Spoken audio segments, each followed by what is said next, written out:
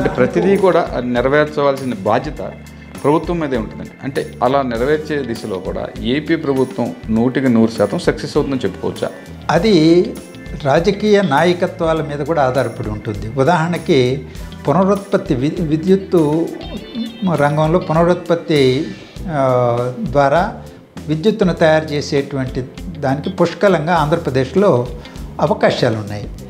2014-19 మధ్య solar energy అలాగే wind energy ఒప్పందాలు చేసుకున్నారు. సరే, వాటి ధరలు ఆ గోల మనం పక్కన పెడితే ఆ ఒప్పందాలను జగన్మోహన్ రెడ్డి గారి ప్రభుత్వం రాగానే రద్దు చేసుకున్నారు. రద్దు చేసుకుంటే కేంద్ర ప్రభుత్వం కూడా ఆ రద్దు చేసుకోవడం మంచిది కాదు అని చెప్పి సలహా ఇచ్చారు. అయినా ఆ ప్రభుత్వం వినుకోలేదు. వాళ్ళు కోర్టులకు వెళ్ళారు. కోర్టులు వాళ్ళకు నష్టపరిహారం చెల్లించమని కూడా చెప్పింది.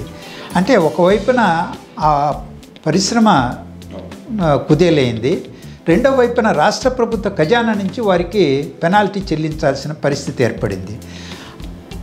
అలాగే అదానీ కంపెనీతో రాజస్థాన్లో తయారయ్యేటువంటి సౌర విద్యుత్తును కొనడానికి ఒప్పందం పెద్ద ఎత్తున చేసుకున్నారు. దీనివల్ల విమర్శల పాలైంది. అంటే ఏ విధంగా చేసుకున్న ఒప్పందాలు గ్రౌండ్ కాకుండా పోతాయో, అవి గ్రౌండ్ కాకుండా అమల్లోకి రాకపోవడమే కాకుండా రాష్ట్ర ఖజానా నుంచి పెనాల్టీలు చెల్లించాల్సినటువంటి పరిస్థితి వస్తుంది. అది రాష్ట్ర ప్రజల మీదనే పడుతుంది.